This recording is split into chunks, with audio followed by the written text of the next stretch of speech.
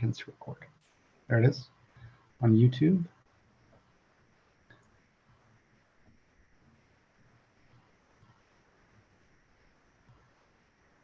Is it on?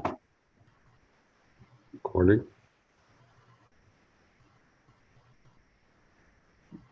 Okay, is it? Not seeing the recording indication, but. It is. Okay, cool. Sam, you're ready to go? Great, thanks. Hi, council members. Good to see you. This meeting is being recorded. Good to see you again. I now call this meeting of the California Strategic Growth Council to order, and Matt Reed from SGC Staff Council will lead the roll call. Matt. Thank you, Chair Acefa.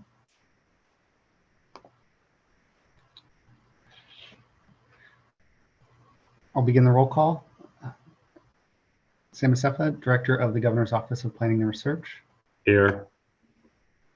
Secretary Jared Blumenfeld. Present. Nicole Capritz, Public Member. Here.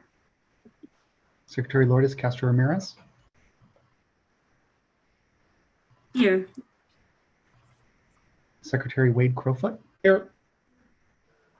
Mike Flad, Public Member. Here. Acting Secretary Elisa Keno. Here. Secretary Karen Ross. Present. Chancellor Juan Sanchez Munoz. Present. Thank you. Deputy Director Mark Starr. Present. Slow on the mute button. We have a quorum. Great. Again, thanks, council members and attendees for this meeting. We have a really important conversation today, especially on AB 285. So I'm looking forward to that. I'm glad we have a full quorum. So we'll start with item 3, which is the approval of the January 26th meeting minutes. Members, as you know, you don't need to have attended these meetings to vote on the minutes adoption, but may abstain. So we will now take first public comments on the minutes. Lois, start the screen. So I'm going to really quickly, Chair Acefa, just kind of walk through the instructions around public comment. So thanks everyone again for joining us today online by phone, through the Zoom webinar platform, or by tuning in on YouTube where the meeting is being live streamed. I'm here to provide some information to help guide us through the processes for this remote meeting, which we've designed with the intention of maximizing access by members of the public. For those joining the webinar online via Zoom or by phone, please note that your microphone is automatically muted when you join. In order to minimize the risk of background noise, you will not be able to unmute yourself. For those joining online via Zoom, please note that the webinar platform doesn't enable video for attendees, so we will not be able to see you. If you need technical assistance during the meeting or have a question about the meeting process, there are a few ways to connect with us. If you're using the online Zoom webinar, the best way is by using the Q&A function, which several members of the SGC team will be monitoring. If you have joined by phone and you have access to email, please email us at sgc.info@sgc.ca.gov. If you do not have access to email, you may text or call us at 916-634-3359. If you plan to make public comment, you must be joining the meeting via Zoom, either through your desktop or phone, or by calling in by phone. To make a public comment, you can do so by visiting sgc.ca.gov/meetings and complete the public comment form linked there. You'll need to complete separate forms for each item on which you wish to speak. You may complete a form at any time during the meeting. When the chair opens the public comment period for your item, we will read the names of everyone who has submitted a form for that item. When you hear the name in that list, please raise your hand. To do this online in the Zoom webinar, click Raise Hand under the Participants menu, which you'll find at the bottom of your screen. To raise your hand, please press *9 if you're joining by phone. When it is your turn to speak, a member of our team will unmute your microphone. If you are online, you will see a window pop up alerting you that the host is unmuting you. You will need to click the option to approve unmute. After that, you can begin your comment. If you are on the phone, you will hear a recorded message alerting you that your line is unmuted. Please begin your comment after you hear the recorded message. Each speaker will have a maximum of 2 minutes to make their remarks. If you're online, you'll see a timer pop up on your screen. Please monitor that and wrap up your remarks accordingly. Whether you're online or on phone, you'll be notified when your time is up. After that, we will mute your microphone. You do not need to take any additional action once we've muted your microphone. If you're unable to complete the online form but would like to make a public comment, please email sgc.info@sgc.ca.gov.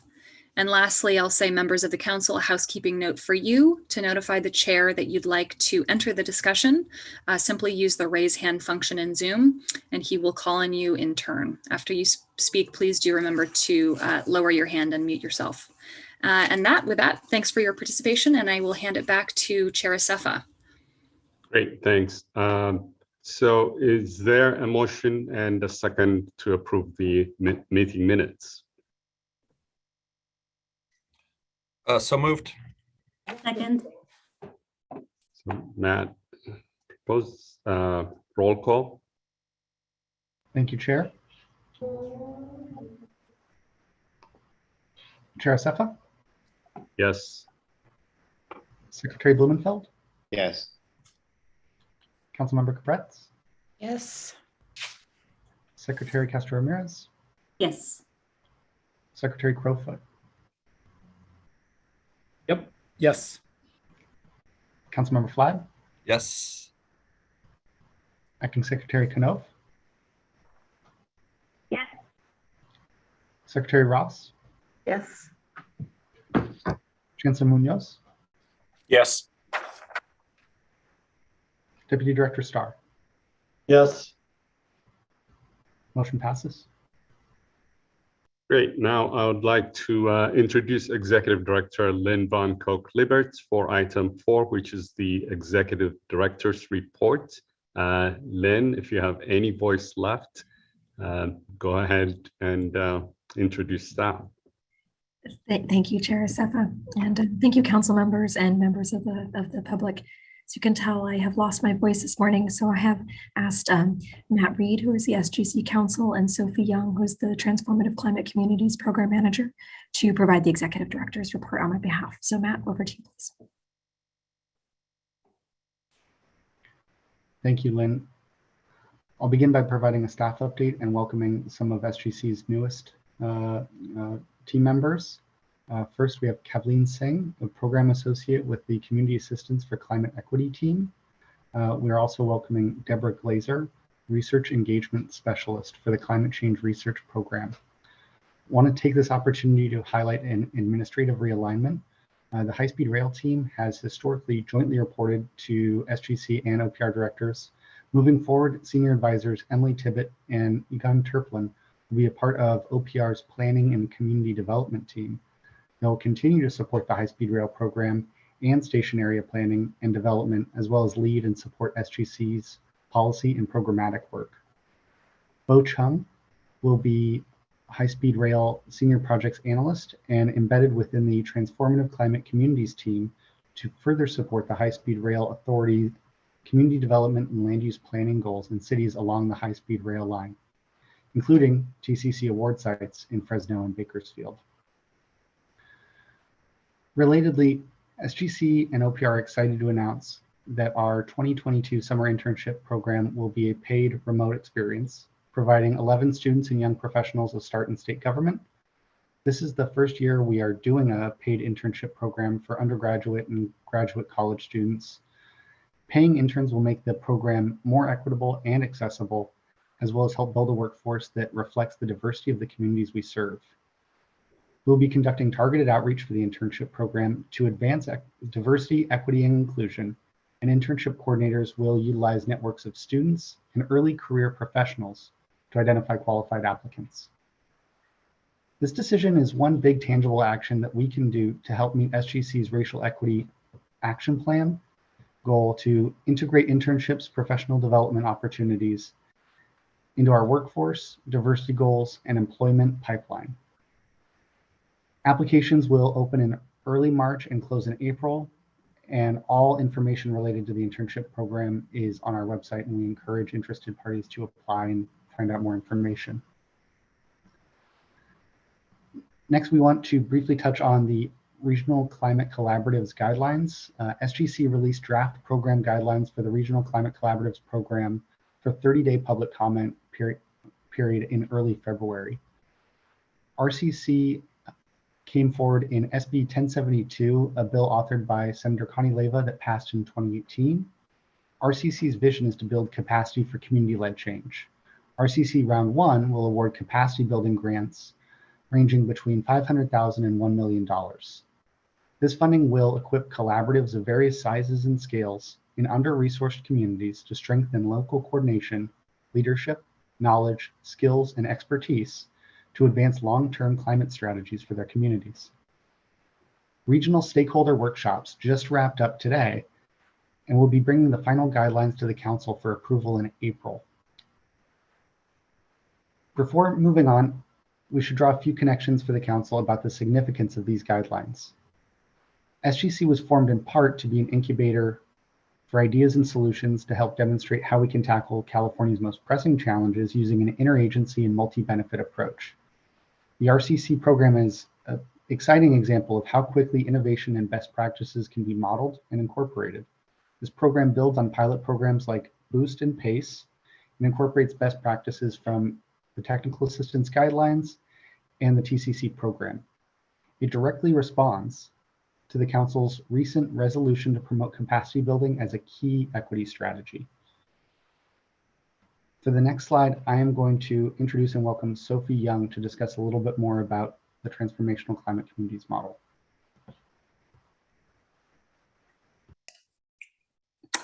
Thank you. Good afternoon, everyone.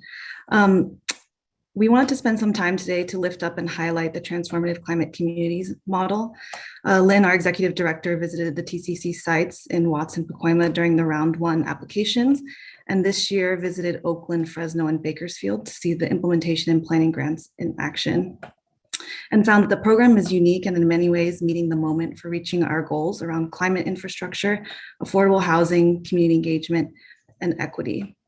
So she had asked our team to take a step back and evaluate what we think differentiates TCC and what elements of the program make it a uniquely valuable model for community investment, the quote unquote secret sauce of TCC. So today we'll share with the Council some of the unique elements of the TCC model and how they are designed into the program and the impact that we are starting to see to date. We also want to share that with the Council that as part of SGC's vision of serving as a state incubator, trialing and honing solutions for livable communities, we'll start to put to paper elements of the program and initiative models that are working and importantly that are not working. And we will use the legislature's annual report to increase access in a user-friendly fashion to programmatic models that can be adopted, referenced, or avoided by sister agencies and departments working to adopt interagency and multi-benefit approaches.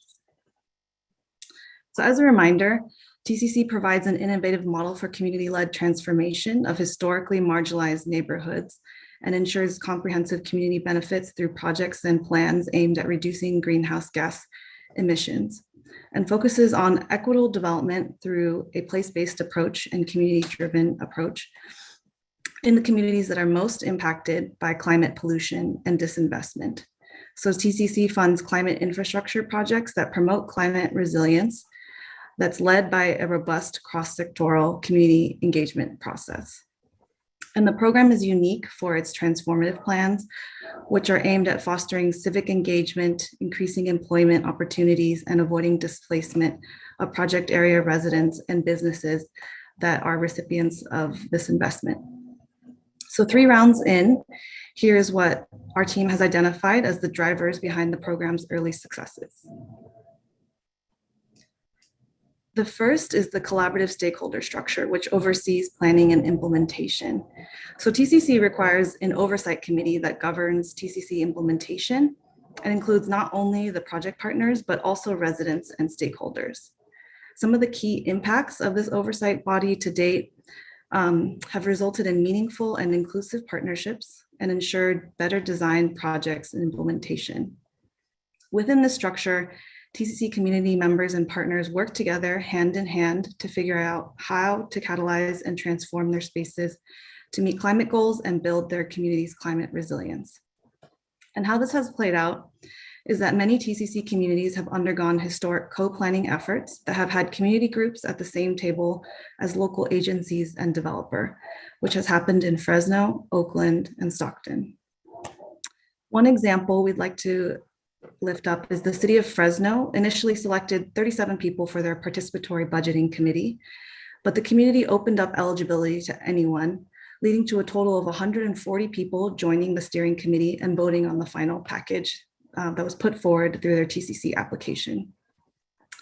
And we are also seeing that the TCC oversight committees support trusted community leaders that help with problem-solving implementation issues and carrying the TCC vision forward.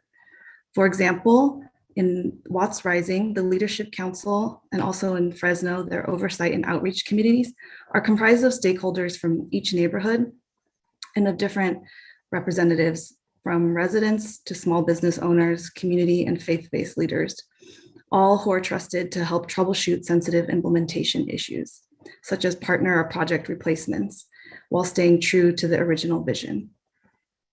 Project partners have also forged connections through this structure to share resources to implement the projects with partners they wouldn't have collaborated with without TCC.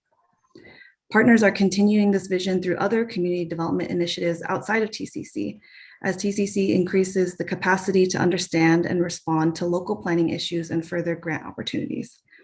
For example, recently, Oakland has applied for a federal economic development grant with their TCC partners. And TC Bakersfield has been bringing community organizations to the table with the local government in some historic co-planning efforts.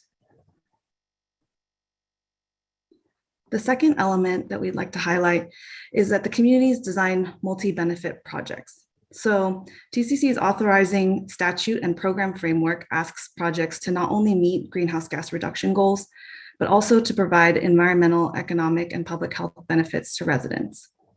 The key impact of this requirement is that the integrated program framework empowers communities to design projects that meet multiple community needs all at once. Communities have the flexibility to design these projects, and TCC will fund them. So for example, Transform Fresno's Clean Mobility Hub project leads and supporting community members focused on designing a project that would address airborne illnesses and reducing air particulate matter, in addition to decreasing greenhouse gas emissions. And in conversations with the project lead shared that the focus on health resonated really well with community members and made the connection to greenhouse gas reductions very clear and actionable. Another example is that Stockton Rising's workforce development training programs are all integrated with the climate resilience projects that are funded by TCC, which includes solar energy efficiency and water efficiency projects. So the TCC is supporting the simultaneous improvement of climate resilience infrastructure while also preparing residents for future careers in a net zero economy. Another key impact of this requirement is that the projects are designed to work together to further expand multi-benefit impacts. For example, TCC sites with extreme heat threats often pair active transportation with urban greening to provide sufficient shading for residents taking advantage of the new transit infrastructure improvements, simultaneously reducing vehicle miles traveled, improving air quality, buffering against extreme heat, and supporting local public health goals. And the third element that we'd like to highlight is that TCC makes substantial investments, as many of you know, between $10 to $66.5 million to date. And applicants must also bring 50% in leverage commitments. So this combination of the substantial award amount to attract additional investment, combined with the community engagement piece ensures that the leverage and all the project proposals have meaningful community impacts. Another key impact is that the leverage requirement encourages additional investments to these previously disinvested areas during project development and throughout implementation. And we're seeing that this is also continuing in all of our sites. And one example is that the new West Fresno Community College campus, which was originally sited elsewhere in Fresno, was specifically cited to be within the project area in Southwest Fresno as a result of the TCC community engagement process, which enabled the project to stay and serve West Fresno. The project originally leveraged $15 million in TCC funding for urban greening improvements, and this was increased to an additional $70 to $80 million for the new college campus.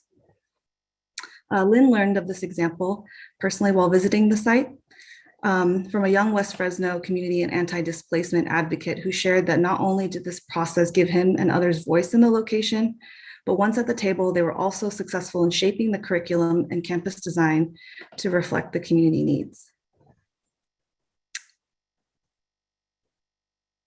And to date, Fresno's $70 million TCC award has led to a $200 million total investment in West Fresno, far surpassing the original 50% match requirement. And finally, we'd like to highlight that the program builds community capacity. The guidelines requires 3 projects to be shovel ready at application, but allows the flexibility for remaining projects to meet readiness within the first year of the grant. The program also provides technical assistance during the application and implementation phases and is expanding to provide capacity building services in between application phases. The key impact of this program design decision is that TCC's readiness framework allows space for projects that need extra time and support to be part of implementation. And the program also provides technical assistance resources to ensure participation of under-resourced organizations and residents and more of our capacity building. One example of this is in our round 1 site, Watts Rising. They used the first year to select community appropriate electric vehicle charging stations. And TCC supported this community engagement and design process for siting the charging stations that would maximize their benefit. In this situation, it led to stations which connected the Jordan Downs housing development residents to a new leveraged grocery store in the area. A second example is that Fresno used their implementation technical assistance mini grant to develop a robust displacement avoidance plan that is building community capacity in anti-displacement policy development. Fresno's anti-displacement task force voted on policies to be considered by the city's planning commission recently. And the added impact is that the Fresno community at large is learning about and participating in discussions on anti-displacement policies and programs.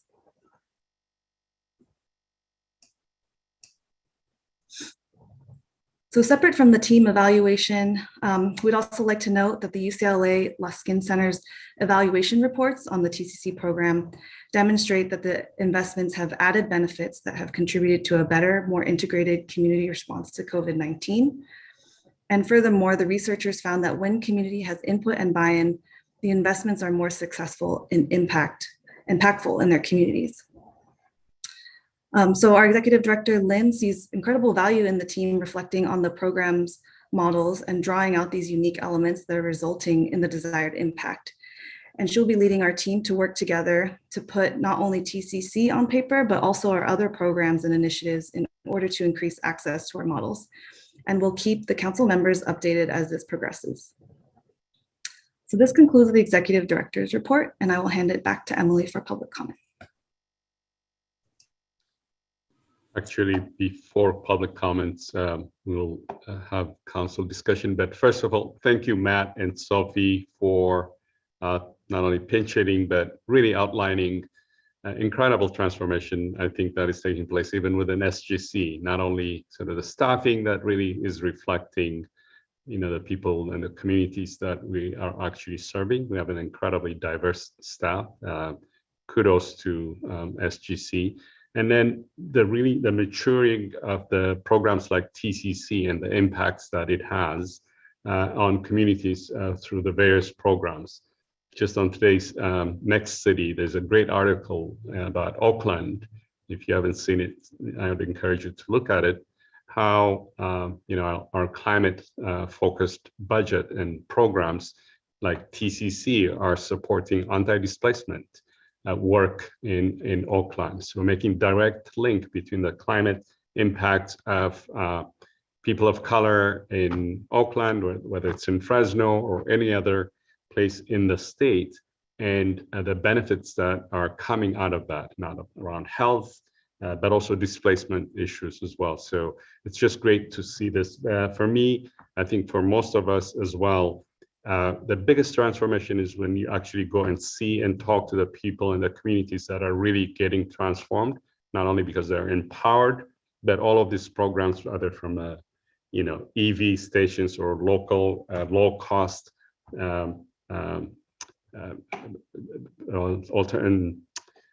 alternative energy vehicles or bikes, electric bikes that they could use.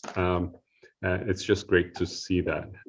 So just kudos to Lynn and your team on and really building the team to actually be prepared to address these issues. So with that, I'll open it up to council comments, any feedback or questions.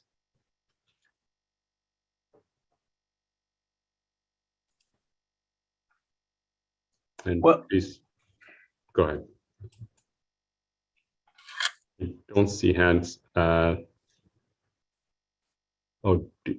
Secretary Castro Ramirez. I see a hand, but I can't tell who it is. Sorry. Okay, we have two hands up, Chair, but this is Lourdes Castro Ramirez. Just a couple of thoughts and remarks. First of all, as I was listening to the staff summarize the benefits of this model, I was reminded of John McKnight's community building principles, building communities from the inside out. So this is very much, I think, focused on investing in the people that are closest to understanding the issue and supporting them as they lead transformational change. And so kudos, to the Strategic Growth Council staff team for going through this sort of level of taking a step back and analyzing and really extracting the sort of lessons, I think as it was called, the recipe for what is behind the driver of the powerful transformative change that we're seeing on the ground. I do want to thank you, Sam, as a chair, for inviting the council to join you and Lynn and staff on the visit to Fresno. I had an opportunity to be part of that visit, and I, completely agree with your remarks, Sam, that it is important for us to get out and meet people in their homes and their communities, to hear directly from individuals in terms of their vision and the challenges that they've confronted and the progress that they're making, particularly communities, as was mentioned earlier, right? Particularly communities that have been historically marginalized, where there hasn't been the level of investment that there should be. I very much enjoyed visiting with residents of Fresno, with leaders and change makers. And just one highlight that I would share with the group is we had an opportunity. We visited a number of TCC sites and also affordable housing, sustainable community projects and affordable housing projects. And so one of the sites that we had an opportunity to visit was a development that is under construction that is led by the housing authority, the local housing authority. It's called the Monarch at Chinatown, and it's essentially located in a walkable neighborhood that has good access to downtown and good access to transportation. It will be a 57-unit affordable housing community that is also mixed use, and so it's both housing and commercial. And just in speaking to the housing authority and to the local leaders about this project. I think this was a great example of how housing is climate, right? And how where we locate housing investments and the type of housing investments that are going in that are connected to transit, that are connected to the fabric of a community. This is very much aligned to the governor's California blueprint budget, where we're looking at the housing and climate connection. So I think beyond the good work that is happening under this model, I think it was a reminder of the principles and the goals that are embedded in the governor's budget. And so again, just very appreciative to you, Sam, for the invitation to be part of this visit. Thank you, Councilmember Ramirez. I think we all agreed as council. I think we need to get out more, and there will be more opportunities. And Lynn has been spearheading that as well, to think about which sites we would visit. We have a couple coming up in LA that we will be identifying a few opportunities for this group to actually be out there. Councilmember Munoz and then Councilmember Blumenfeld. Okay, I just want to very quickly just add to the complimentary remarks of Secretary Castro Ramirez.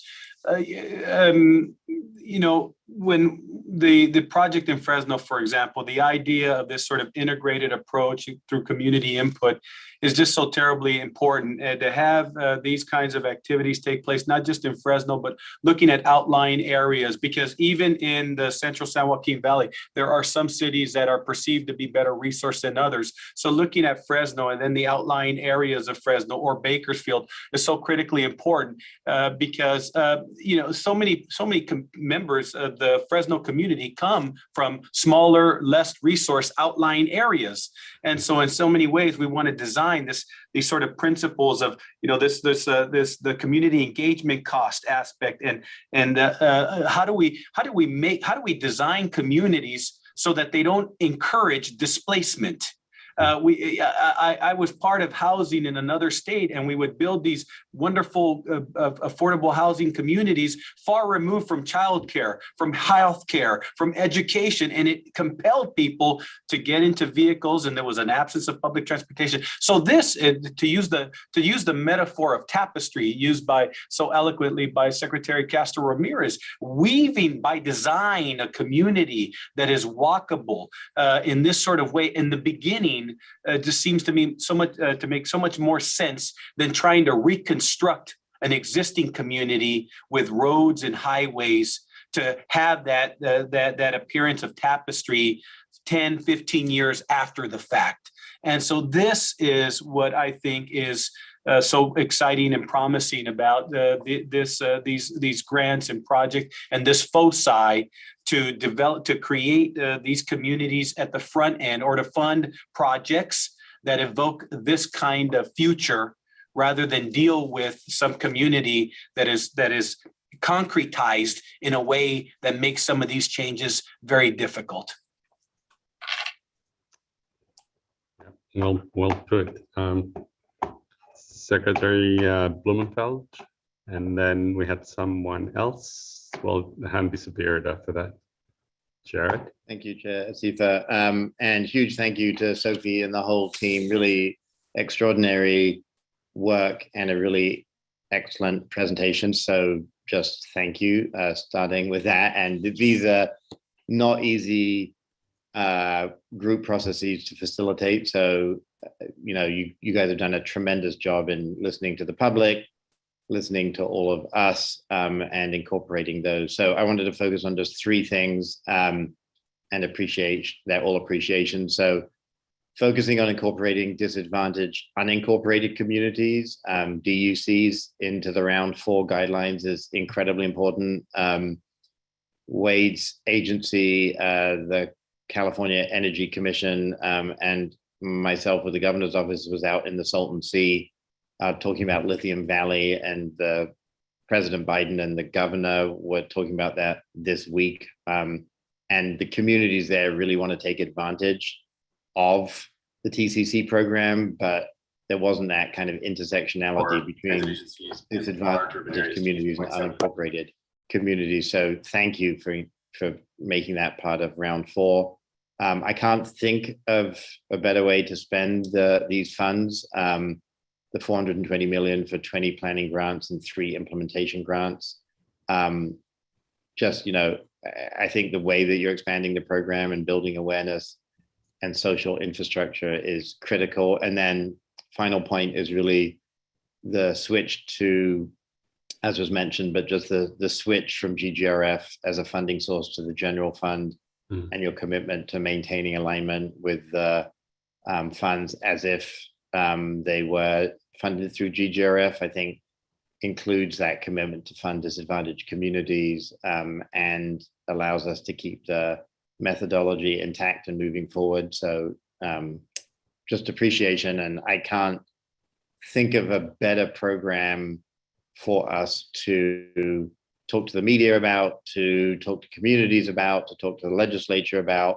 It's one of these, I keep saying this, it's a hidden gem, Sam, and anything that we collectively in our comms teams can do, not just to get us out, but to document the processes, just listening to this multi-stakeholder, very large group decision-making is pretty, you know, to me, an exercise in democracy that we can all be proud of. And the outcomes are, you know, centered in the budget that the governor put forward in January. When you read that climate budget, the $37.5 billion, it's really focused on the values that have come out of this Transformative Climate Communities program. So huge kudos and looking forward to approving.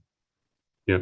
So I agree, and good points. I think our communication staff is working across, you know, to really highlight some of this wonderful work, but also to really inform the public and the opportunities that exist across all of our agencies. And I think the 2022-2023 blueprint, it's intentionally, as you know, tries to connect the dots, and there's incredible opportunity for us to really take advantage of that in the coming years. But anyone else would like to comment on this from council members? Yeah, thanks so much, Sam. Wade Crowfoot here. I'd make 3 points. One is, you know, just reinforcing the importance of getting out there and understanding what's happening in communities and learning from those folks that we're working with. Really, really energizing. Second, I would say that, you know, not only does the TCC program demonstrate like how we can really shift the paradigm to provide state funding in a more community driven way, but I think there are lessons to be learned from TCC that can be applied in this effort we're undertaking to build capacity and improve technical assistance. As Lynn knows, you know, I'm chomping at the bit to really roll up sleeves and figure out how we at SGC can make sure that best practices, like in TCC and other grants, become standard practices, right? I really do feel like we have this opportunity to make this inflection point to really shift state investments to truly prioritize and be driven by the most vulnerable and underserved communities. And I think the third point is, you know, let's continue to draw the concentric circle and make connections even beyond TCC. You know, a couple of weeks after you were in Fresno, I was in Fresno in a really exciting moment, announcing $15 million of grants to provide outdoor access to kids in underserved communities. At the same time, we were lifting up these park grants that we had announced in December, all focused on building equitable outdoor access for underserved communities. So while that wasn't part of TCC, it clearly benefited from a lot of the community, you know, development fabric that TCC helped to solidify. So just excited to continue to draw connections between all this work.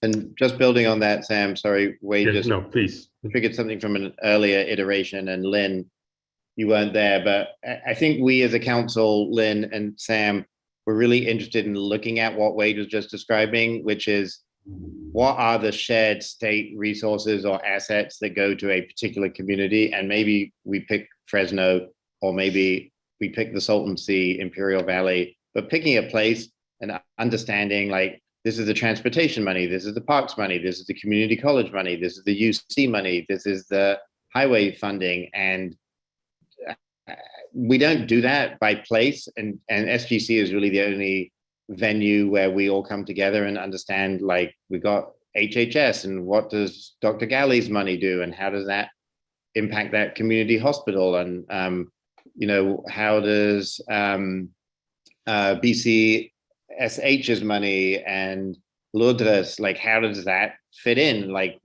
So getting a single place, to Wade's point, it could be anywhere, and really bringing us into a room from more of and our staff into an exercise where we come with, this is the budgets, put them up, understanding the relationships between that money, I think would be a really useful exercise. And we were, Wade, you remind me, but I think we were trying to originally do it. Staff was looking at the Tahoe Basin as a model.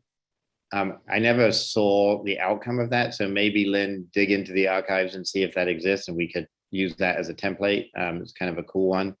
But otherwise, let's pick a place, do a community meeting there, and work out how all the state funds could help really lift that community up. Mm-hmm. I couldn't agree more with both of you. I think this issue of how interconnected all these issues are, and how we need to be intentional to really connect the dots, because that's how you reach the greater outcome, and all of the challenges are interconnected, so are the solutions. So I think we need to be intentional, and we have a number of venues now, not only the budget proposal, but programs like SURF that are really connecting the regions in all of the ways in which most of our agencies will have an impact on that. Anyone else before I open it up to public comments? So now we will go to public comments on this item. Emily, would you facilitate this? Yeah, absolutely. So I'm scanning our attendees. We originally had a hand, and it looks like, oh, we do have a hand actually. So Gracia Elenes, if you would like to go ahead and unmute yourself, we will start your 2 minutes. Great, thank you so much, everyone. My name is Gracia Elenes, and I'm a regional policy manager for Leadership Council for Justice and Accountability. We're a nonprofit here working throughout the Central and the Eastern Coachella Valleys, and have worked in partnership with local agencies and resident partners and communities on several implementation and planning grants. So, just generally want to extend our gratitude and appreciation for staff and their open lines of communication, and both the local work that we've been doing, but then also in developing guidelines. We very much appreciate the work that we're collectively right now actually working on a project to ensure the success of disadvantaged unincorporated communities into these processes, and ensure that not only are they eligible, which we're incredibly excited about, and to see them be eligible for implementation grants this year, but also have competitive applications and ultimately be successful in implementing those applications.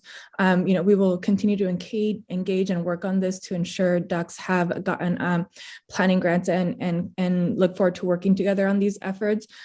We are very much pleased to see additional community engagement metrics, and note that staff should work to ensure these metrics are being met, both in the scoring rubrics in particular, and ensure that authentic and meaningful community engagement is implemented. We want to make sure that applicants for both planning and implementation grants are being responsive to communities from the very beginning, when they're developing the application through the implementation phase, just as statute intended. And this is meant both for, again, planning and implementation grants.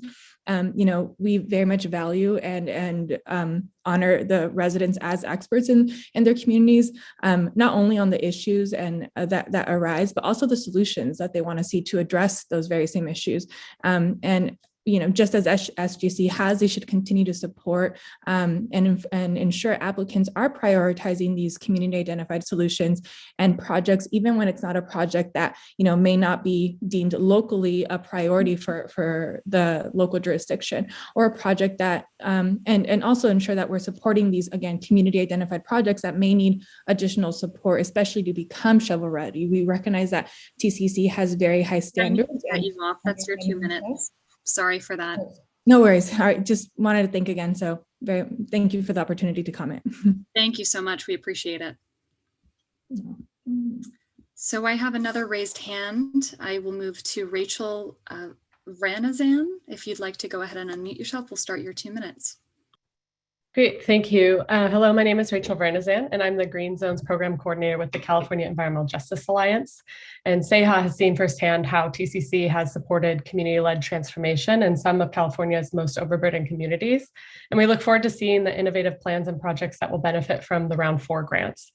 So we're immensely pleased to see the expansion of the implementation grant eligibility to disadvantaged unincorporated communities, which will really allow funding to reach the severely disadvantaged communities TCC was meant for.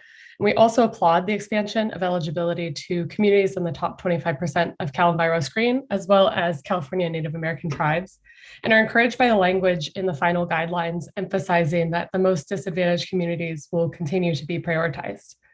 CEJA would also like to thank the council members and staff for continuing to work collaboratively with us, reaching out directly for us to provide input and feedback each year. And we were pleased to see that the final Round 4 guidelines incorporate many of the recommendations our member organizations provided during the comment period, including added emphasis on robust and meaningful community engagement, ensuring displacement avoidance activities are detailed and implementable, and protecting the rights of all community members to benefit from improvements without being displaced. We would also like to thank the council for incorporating some of our language recommendations around brownfield redevelopment to protect vulnerable communities from toxic and contaminated land, and look forward to working together to continue strengthening this and other program strategies in future guidelines. And as you continue to expand and improve the program, we also want to ensure that the program will continue to be fully funded over time. So we were really pleased that the governor and legislature worked together to allocate $420 million over 3 years for TCC. And we look forward to working with the council and state leaders to ensure that this funding is realized and to secure sustainable full funding for future years as well. So thank you for the space to be able to comment. Thank you so much, Rachel. I just want to make a quick clarification. So we are still on Executive Director's Report item number 4. So within the next item number 5, we're going to be going through TCC Round 4 guidelines approval. So if folks have comments they'd like to make regarding the TCC Round 4 guidelines, we ask that you wait until we move to that agenda item.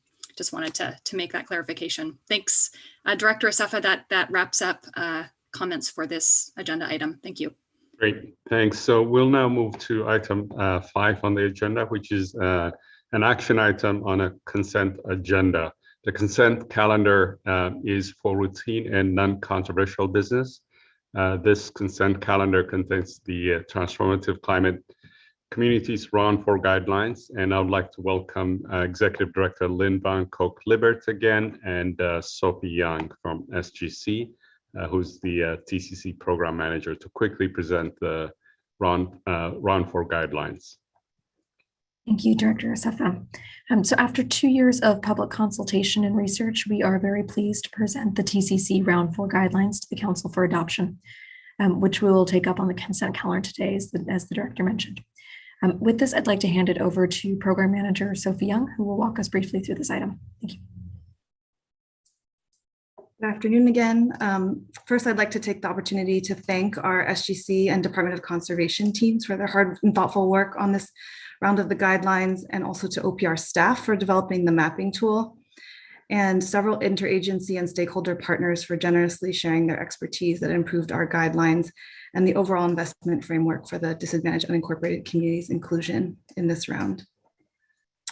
So there are 6 major updates in this round of guidelines, all designed to improve access to the program and to strengthen equitable outcomes through expanding eligibility and fundable costs, and updating our transformative elements, policy priorities, and our technical assistance program. And I'd like to highlight the proposed Disadvantaged Unincorporated Communities Investment Framework that is being piloted in this funding round.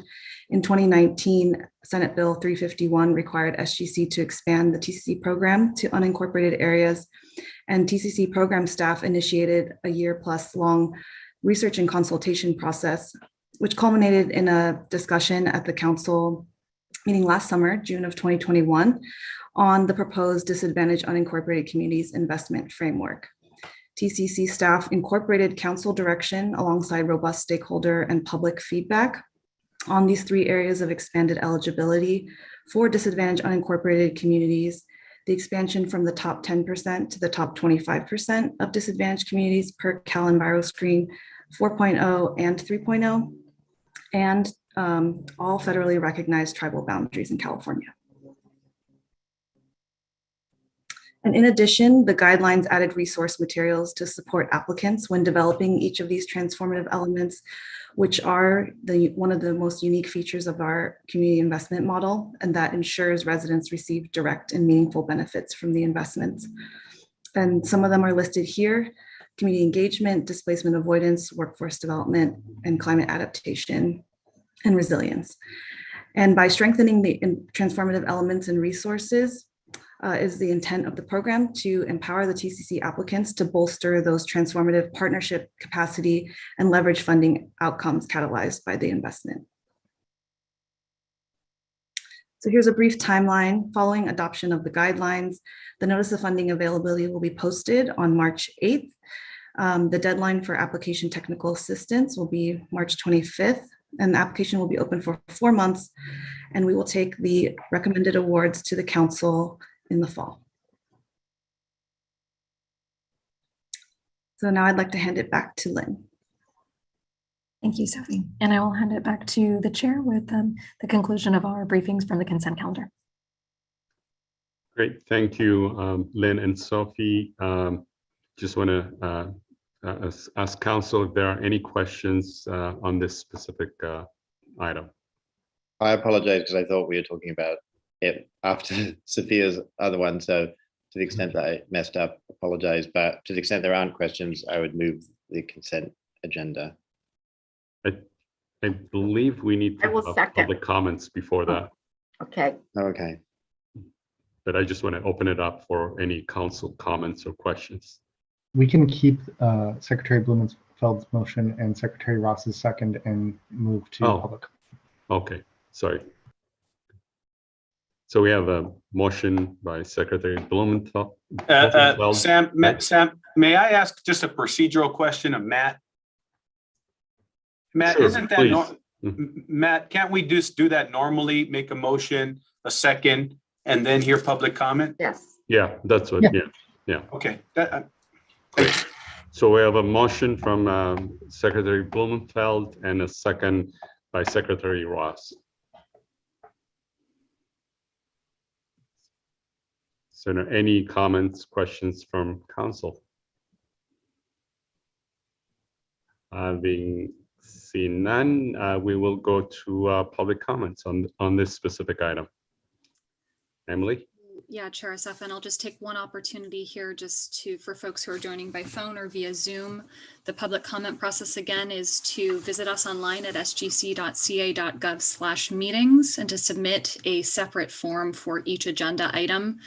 Remember to listen for your name and raise your hand via Zoom. You can do that by pressing *9 to unmute yourself if joining by phone, and we will unmute you via Zoom. Please remember to adhere to the time limit determined by our chair, which is 2 minutes for today. And with that, it looks like we have one public comment for this agenda item, and that again is Rachel Vranazan. I know, Rachel, you just spoke, so if you'd like to do that once more, that's absolutely fine. But if not, that concludes our public comment for this agenda item. Thank you, but my comments from before apply now. I just went early because I got excited, but thank you. Wonderful, thank you. Yeah, that concludes our public comment for this agenda item. Chair Assefa, I'll pass it back to you. Great, so we have a motion and a second. Matt? I believe Gracia raised her hand again. I'm sorry? I apologize. I just saw that now. Just comes in. Yeah, Gracia Alenes, if you'd like to speak again for this agenda item, please, we will start your 2 minutes. Yes, thank you. I too just want to clarify my comments were, well, actually it was meant for both. I jumped the gun a little bit and got a little excited. And when I was hearing all the great work that was being done. So I think just lastly, I want to emphasize on some of the community engagement portions of it, of just making sure that, we're supporting local community-driven projects and making sure that we are providing the technical assistance and working towards getting those shovel ready. TCC has very high standards, and understandably so, because of the short timeline to implement such programs, such comprehensive programs. But at the same time, we have to recognize that when we listen to communities and incorporate their ideas and solution, it is one part to building authentic relationships and trust with residents and communities, which have been systemically left out and divested from. And I think, TCC, yes, one part of it is to see these amazing transformation in communities, but at the same time, it's addressing this, the systemic racism and the status quo that has left the communities in the conditions that they currently are in. So just want to emphasize, the building those relationships and that authentic community engagement that hopefully staff can support local jurisdiction in ensuring that they're complying with the intent of this legislation. Thank you. Thank you very much again, Gracia. So I'm going to just do one double check here. I don't see any other attendees in their hands, nor do we have public comments submitted. So I will pass it back to you, Chair Sefa. Thank you. Great, thanks, Emily. So we will go ahead for the take the votes. Matt? Chair, just one brief comment. This is Lourdes. Yes, Casero Ramirez. No worries, no worries. I didn't do it during the public, during our time, but just 2 quick points. First of all, Lynn and staff very much appreciate the thoughtful integration of unincorporated communities into the guidelines.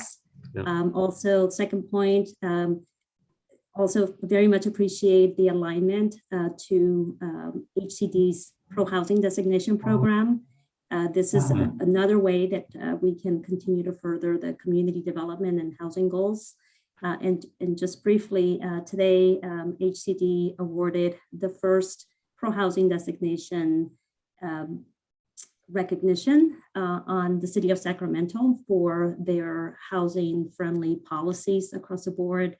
So it's great to see how SGC is also integrating and prioritizing housing policy. Cities that have basically embraced, robust housing policies to encourage preservation and development. So thank you. Great. So now we can jump to vote. Matt? With the motion from Secretary Blumenfeld and the second from Secretary Ross, we will move to the vote. Chair Sefa? Yes. Secretary Blumenfeld? Aye. Councilmember Capretz?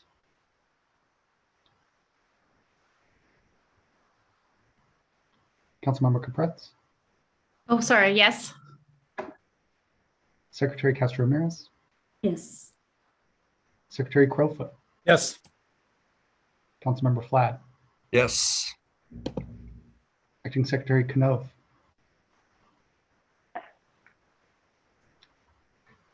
Can you say one more time? Sorry about that. Yes. Thank you. Got it. Secretary Ross? Yes. Chancellor Munoz? Yes. Deputy Director Starr? Yes. Motion passes. Great. So we'll now move to item 6, which is a discussion item. I'm looking forward to this discussion, actually. And I'd like to invite Lynn Bangkok-Libert and Egan Terplan, Senior Advisor, to present an update on the California Transportation Assessment. Following their presentation, we will have a council discussion, then public comments. Lynn? Thank you, Chair. So this is the second time that we have brought this item to the council. The first time we came to the council, it was really to focus on the findings from the research. And today we're here to discuss the recommendations. And the deeper that we have gotten into this project, the more clear it is to me the interagency nature of this research question. So we put this picture up here as the front, just to start with the reminder about the purpose of transportation and how transportation is not an end in itself, but really means to allow people to access what they need, be it jobs, education, health, recreation, all of the parts of living healthy lives. So how we deliver transportation also helps achieve our other critical goals across the agencies that make up the Strategic Growth Council. meaning access to opportunity, supporting public health, tackling the climate crises, supporting a more compact growth pattern that strengthens communities and protects natural and working lands, and strengthening rural economies. So with that, I'm going to turn it over to Egon to take us through the rest of the presentation. Great. Thank you so much, Lynn, and thank you, Director Asefa, and excited to share this update with you. And really, this is something, part of the message is that truly to work and tackle this issue requires the partnership across all the agencies on the Strategic Growth Council, and really partnerships across many stakeholders at different levels of government and throughout the broader community. And you'll see that in some of these points. And just as a quick reminder of what the charge was from the state legislature going back a couple of years, was to do this broad assessment of the transportation system that not only required looking at the state transportation plan, all the regional plans, a series of state transportation funding programs, and really opportunities to create a more integrated multimodal transportation system. And then this opening of really looking at what's the relationship between all the funding programs and long-term common goals of the state. So given that charge, if we go to the next slide, just a reminder of the kind of timeline and where we are on it and what's the focus of today's conversation. So we got the assignment from the legislature. We entered into a contract with the University of California Institution for Transportation Studies, and a team was pulled together across UC Berkeley, UCLA, and UC Davis to develop the work and do the research to support the project. And they organized themselves and produced 5 working papers and a summary report. And so the Strategic Growth Council just last week submitted that to the state legislature. And that was the summary report as required by UCITS. We also, in the fall, had presented to you all some of the initial findings that came out of that research work. So that was at the November council meeting. So we're not going to be repeating any of those findings, but we're happy to share those with you and with others as we go forward. And so last week we submitted the entire summary report as well as a cover letter forward that identified what we thought were some of the key findings to really elevate and some of the key issue areas and opportunities. And so today we wanted to present those issue areas to you all, open up a conversation, and then really over the next couple of months, engage in a stakeholder process where we are inviting the public, we're inviting stakeholders to give us thoughts on how do we tackle those issue areas? What are specific, tangible, actionable recommendations that we can put forth? And then we're committed to pulling that together, summarizing that into some kind of a deliverable by the summer. So really taking the urgency as the message we heard from you, all of you in November, and moving it forward. And next slide shows a little bit of the kind of winnowing process where we engaged the academic community and research community to look, broadly speaking, many recommendations, many findings as a starting point. We took that and interpreted that into these 5 issue areas that we're going to speak to today, and want to get your thoughts on today as a little bit of a winnowing down of where do you see the best opportunities and prioritization. And then I think we open it up again and reach out to the broad public and many stakeholders to say, tell us where you think are opportunities to really move forward on how to solve these issues. And then we winnow it back down again with your input and other inputs into where really become opportunities to kind of move a collaborative agenda that really reshapes transportation in a way that meets the goals we've set forth as a state. So if we go to the next slide, as this is really the only one that's a little bit in the category of a finding, but this is to make the point that making changes in transportation really require work across all the levels of government, all agencies. And in part because we know from the data that over half of overall transportation spending is actually coming from local and regional sources. The state of California is a very important player and funder in the transportation system, particularly in the highways and streets and roads, as you see here. But there are important inputs and funding that's coming from the federal government, coming from the state, and coming from local sources. And of course, we all know big opportunities with recent federal investment coming in through infrastructure dollars. And so how we work together across these levels of government is really the only way that we're going to meet the outcome. It's also why we're eager to hear your feedback and prioritization process. So next slide. So from that work, from all the analytic work we received, we organized this into 5 issue areas. And we wanted to highlight these as really areas of kind of partnership and opportunities for partnership with stakeholders to develop the recommendations.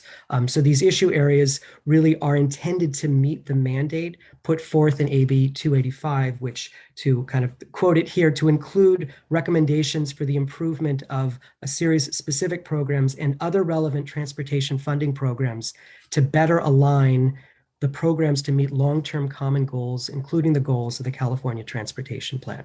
So in that spirit, next slide here, this is issue area 1, which is around what are opportunities to align existing funding programs with state goals. And so one of the big analytic ideas that came out of the work is that there's a gap between some of the vision that's put forth in our transportation plans and other state plans, and then where a lot of the actual spending and infrastructure decisions happen. And AB 285 identifies a series of programs, including TCC, which you just spoke about, and AHSC, and a lot of acronyms here, TIRCP that CalSTA has. But those programs, which were really intended to meet climate and equity goals with broad community involvement, are only about 2% of overall spending. And so there's an opportunity to really rethink how we're spending funding in a way that meets broadly goals. And I think we see still a lot of funding continues to support moving forward in directions such as adding general purpose lanes on highways. How do we continue to look at our spending to make sure it's aligning with state goals? So next slide for issue area 2. So the first one is on kind of spending programs. The second issue area is really on our planning structure and the opportunity to better align and update our existing planning structure. So what you see on the slide here on the left, that's the California Transportation Plan, which identifies 8 goals. So those are the goals in our state transportation plan. How does that plan in and of itself relate to the regional plans that we require the regional governments to put together to meet our climate goals, to meet housing goals? Our regional, our metropolitan planning organizations are key partners in the state. What's the relationship between our state plan and our regional plan? And we've often heard from our regional partners that the state plan in and of itself is unconstrained. It sets forth a vision, but it doesn't constrain itself financially. We want to have a conversation of looking at opportunities, not only how to improve that state transportation plan and link it to regional plans. And if we go to the next slide, which is also an opportunity to look at how does that state transportation plan relate to other transportation plans. Again, part of the opportunity here is really to maybe streamline a little bit how we are telling a story about where we're trying to go as a state and link some of our funding decisions to the vision that's put forth in those plans themselves. And so this is an example of a lot of those existing funding programs, plans that are put forth by Caltrans. If we go to the next slide here. The third issue area then is talking about specifically projects. And this is the opportunity to say, should we reevaluate some of our projects that are getting funded, particularly the current transportation project pipeline? And what we saw from the research that UC put together is that projects in the pipeline are projects that we imagine that are going through various stages of the process, aren't often reevaluated to see if they're still in alignment with current goals. And part of this is because it goes a long time from initial project conceptualization until it's actually constructed. And over that time frame, we may have learned other things. There might be other ways to solve the problem that was initially proposed 10, 15, 20 years ago. And so is there an opportunity to reevaluate those projects that might end up still delivering it, but delivering it in a new way? For example, instead of an additional lane, maybe it's a bus-only lane. So a project moves forward, but it moves forward in a way that's more in line with the direction we're trying to go as a state to meet our climate goals, to meet our equity goals. So that's the third issue area. The fourth issue area that we identified really comes around the institutional question. And something that was revealed through the work is that California is a large state, is a complex state, but has many institutions that are involved in transportation, funding, planning, and building. And part of what we think is important here is that the public has transportation challenges on a daily basis and sometimes has a hard time finding whom to hold accountable for actually solving some of the issues. But we see the decision-making is at many levels of government and many different funding agencies, and even on our part on a state level, our spending on transportation cuts across many agencies into many different programs. And so there is an opportunity to think about this, to look at this decentralized institutional structure to see if there's opportunities that this could be streamlined or improved. So issue area 4 is around institutions. And then finally, issue area 5 is really getting back to the idea of the metropolitan planning organizations, of which we have 18 across California. They are a critical partner to the state in helping achieve our goals. And also one where over the past 12 years, since the passage of SB 375, are required to create a sustainable community strategy that has to meet a greenhouse gas reduction target on a per capita basis and also a housing goal. And so those plans in and of themselves have been put forth. We as a state have talked about and have made some investments in helping directly implement those plans, such as through REAP 2.0 last year to directly implement elements of the sustainable community strategy. But we learned through the process that more could be done. We also learned through the process that the regional agencies are sitting in a position where they don't always have the levers or authorities to implement the plans themselves. A lot of the inputs to those plans are coming from local sources, whether local funding decisions or local land use decisions and changes. And is there an opportunity to think about how to strengthen the role of the MPOs to help achieve and implement the plans that we've set forth for them? So that's the kind of 5th bucket area. So in summary, we have identified these 5 topics, these 5 issue areas where there are recommendations initially included from UCITS. We are inviting stakeholders, we're inviting you all to provide us with your thoughts and other considerations on actions that can really move forward. And the final slide will show that. But if we go to the next slide, I think what we wanted to tee up, and Director Acefa, turn it back to you in a moment around sort of 3 discussion questions that we really wanted to hear from you all. And I'll just state these before turning it back to you, Director. But first, sort of what kinds of improvements to our transportation system will help support your agency and organization's priorities? I think Lynn stated some of that in the beginning, how transportation cuts across many of the agency's goals. Second, are there any recommendations that you saw initially in the reports you want to lift up or we should further explore? And finally, what are additional questions or needs that this raises, and how can SGC best address them? So thank you very much, and I look forward to the conversation. Director Acefa, back to you. Great, thanks, Egan, for that thorough and detailed overview and presentation. Emily, do we need to go to information and public comments before we discuss, or do you want to wait on after? No, I think we can delve right into the discussion, Director, and then we'll segue back to public comment.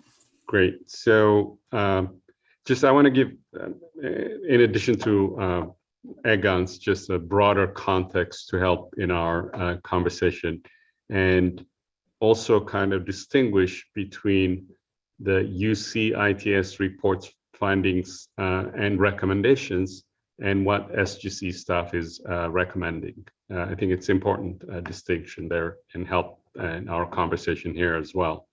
So based on the report's findings, SGC,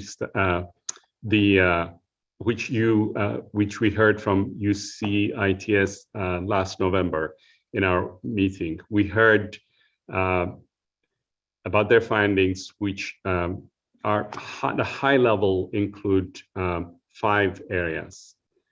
There is a gap between the vision for a more climate-friendly and equitable transportation system and actions and infrastructure spending decisions.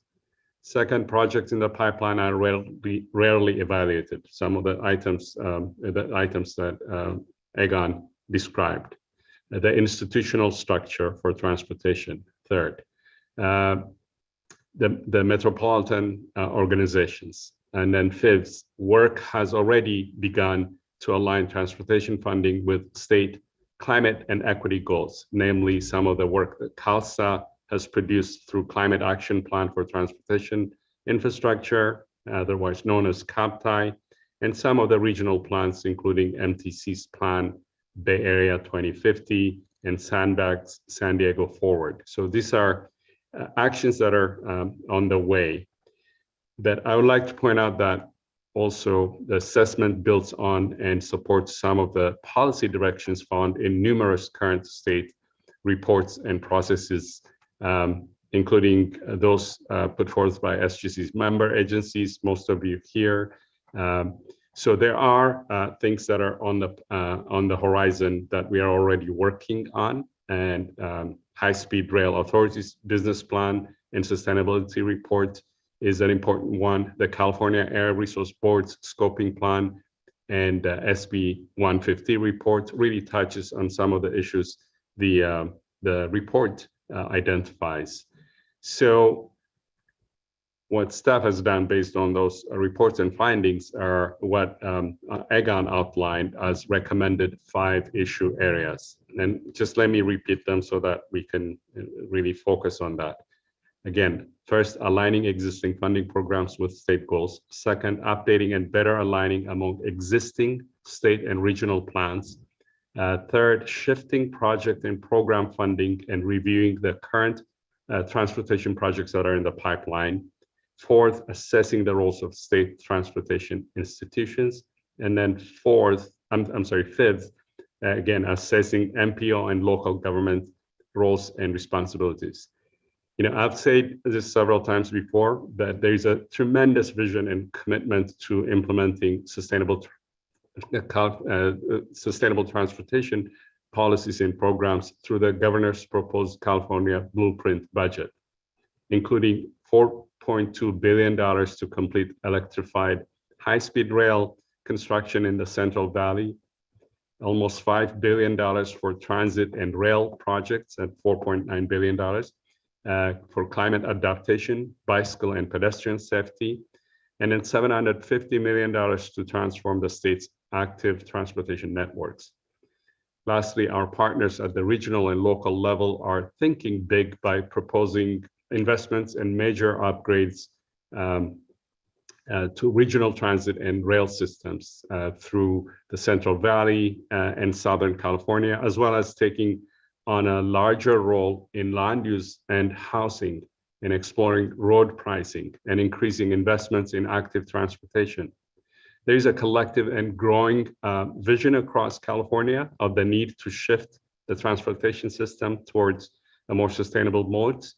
As Egan pointed out, I think there's urgency in all of our work around addressing climate change, infrastructure, and the role of transportation in that. But we also have incredible opportunities that are aligned today and now in the coming years through the budgets, through the policy proposals, that we can really tackle some of these issues. Obviously, we can't, if everything is a priority, nothing is. I think our job as, agencies who sit at this council, who are making not only the policies, but are implementing the projects, realize that it is important for us to really take advantage of this opportunity.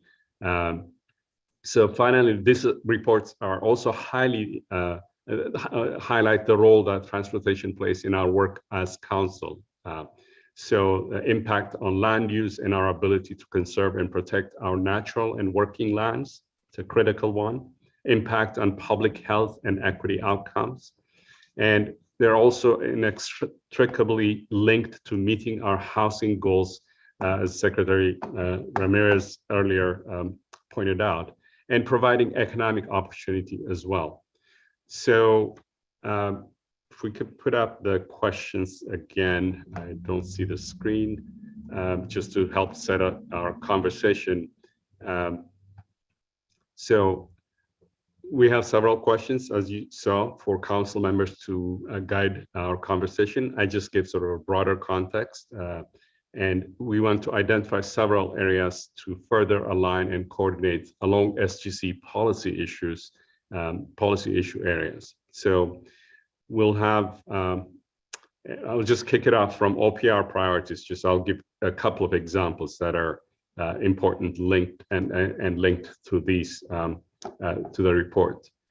With our unprecedented state and federal funding, we have a once in a lifetime, again, opportunity before us, but we can only take advantage of this moment if where we are putting our money are aligned with our goals and priorities. And then second, from within OPR, helping communities develop the right pipeline of projects is a key importance for our office, and it aligns with many of our current priorities around, again, land use, housing, and climate resilience. So there's a lot of role for OPR to really focus and prioritize in this area. So with that, I will open it up for council conversations framed around these questions.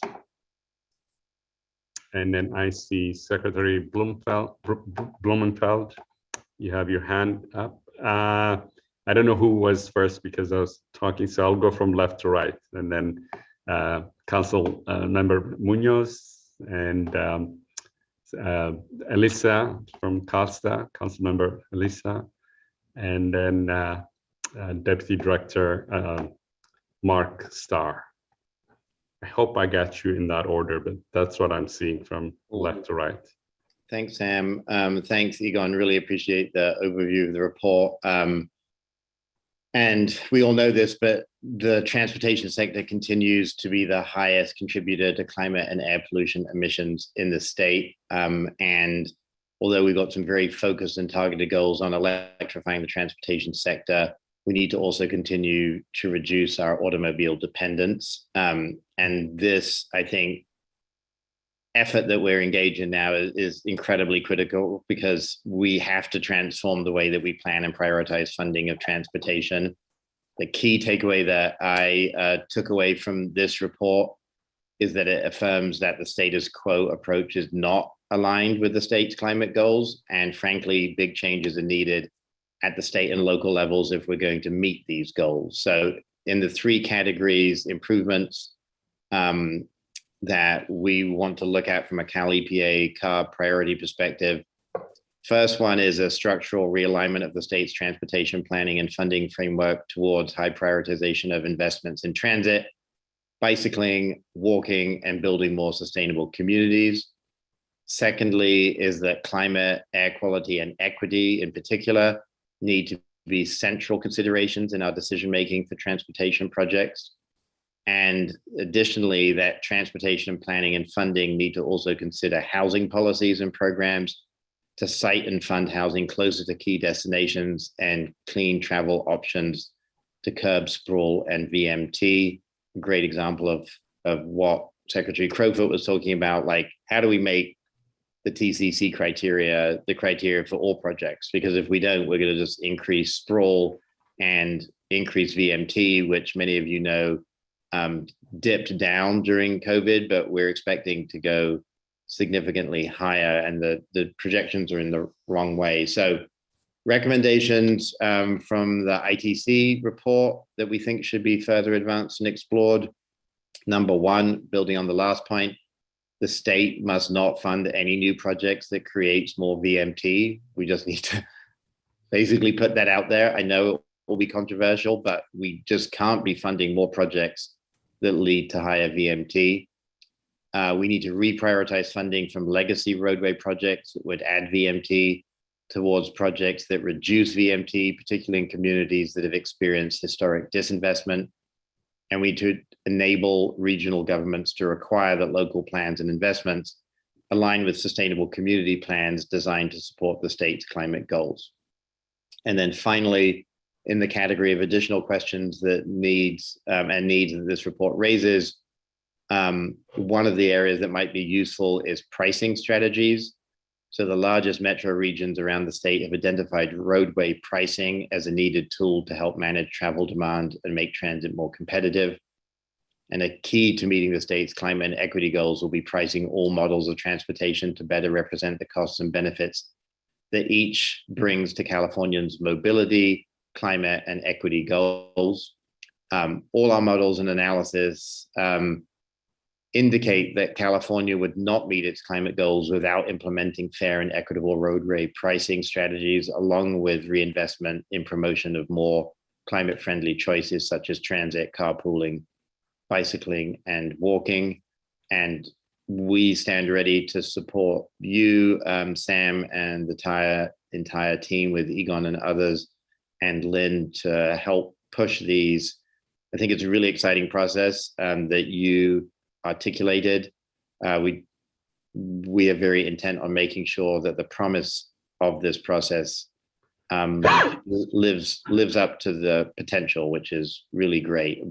We are, as you mentioned, in the middle of the scoping plan, getting to carbon neutrality by earlier than 2045 is going to be very aggressive. Even getting to 2045 is going to be an incredible challenge, and we need the transportation sector and this reporting process to help us get there quicker. So we're excited by this and appreciate the opportunity to share these comments with you today. Great, thanks, Jared. I will go to Councilmember Chancellor Munoz next. Right. Well, thank you, Sam. My comments will be somewhat more brief and slightly less technical. In higher education, of course, we're the beneficiaries or better said, the recipients of the policy that's established that brings students and faculty and staff onto campus through different tributaries. I wanted to just speak up to the areas that staff has determined provide possible opportunities for further development and examination. Secretary Bloomfield's idea of looking at the alignment with current projects to ensure that they're aligned with evolving, improving state goals, I think is very, very important. This is one that should be examined. How do we ensure that projects, particularly midstream through the end of completion, are aligned with new state goals? These are projects that are tremendously expensive, planned over many, many years. It's very difficult. It's very disruptive to examine them midstream or toward the end of completion. This principle of enabling, of examining the MPOs to see whether they have the authority, leverage, influence, etc., to examine, to influence projects. We have 18 across the state, apparently. If they haven't the authority to exercise some additional surveillance, supervision, corrective action, they should. And that provides us with an opportunity to garner some local credibility, influence. I always feel that local control is best. And to the extent that they could be better enabled to exercise some of this corrective action, policy implementation, improvements to plans based on I'll phrase it this way, the authenticity of their local contextuality, I think it would improve the project's final sort of conclusion. So those observations by the staff, I think, offer particularly intriguing opportunities based on the analysis, the overall report. So just to the question of which recommendations from the summary of the report might deserve some additional examination, I'm certainly attracted to the alignment of funding with state goals, the looking at projects throughout their entirety and assessing local MPO and local government roles and responsibilities and authority. Great, thank you, Chancellor Munoz. Very good feedback. Next, we'll go to Acting Secretary Elisa Keno from Cal staff. Elisa. Thank you, Chair Acefa. I'm glad to be able to join you today and offer some comments on behalf of Cal staff while Caltrans Director Omashakin is still working on the transition to the role of Secretary. I do want to start out by thanking UCITS for the comprehensive review and analysis reflected in this report, and to AGON and SGC team for leading this effort and creating an opportunity for constructive dialogue around the 5 issue areas that have been identified. We've talked about some progress that has been made and ongoing discussions that are underway. The report findings make it clear we have lots of work still to do in the transportation sector. While we have a statewide vision in CTP 2050 that aligns with our goals, project and funding priorities have not followed. That is why CALSA has worked with stakeholders on this alignment for the last 2 years, starting with the implementation of Governor Newsom's executive orders in 1919 and 7920, which we then led into the development of the CAPTI plan that has been referenced. As many of you are familiar, CAPTI gives us a framework to prioritize projects that increase our transportation choices, reduce carbon emissions, and reduce our dependence on driving in an effort to advance our climate equity and public health goals. There are many strategies that are included in CAPTI that are underway right now, such as pricing strategies, investment in transit and rail, active transportation. I think that could be incorporated into the discussions around these report recommendations. We are pleased to see that CAPTI is recognized in the report and will continue to work toward these recommended implementation actions.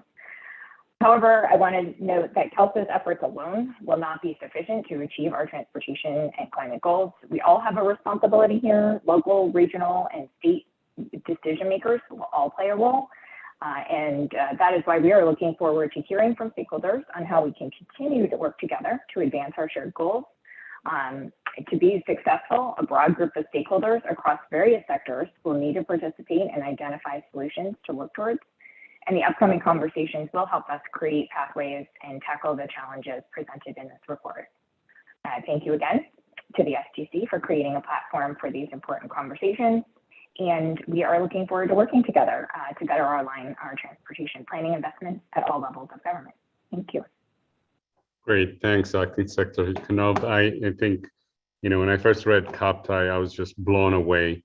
It is by far the most progressive transportation for any state that I've seen, progressive roadmap for, a sustainable transportation future. It is, so we have, many of the roadmaps in the pieces. I think this is really the right time to start having conversation, and this report actually helps us sort of frame those issues appropriately. Next, Deputy Director Mark Starr from Cal HHS. Mark. Thank you, Chair Sefa, and thanks for this excellent report. It's really an exciting development from our perspective in Cal HHS, and we really commend SGC and the work of UC researchers to prepare this in-depth analysis and providing key recommendations for improving our transportation system, and really that will really center equity, access, resilience, climate, and health. I really appreciate the comments of the other council members before me.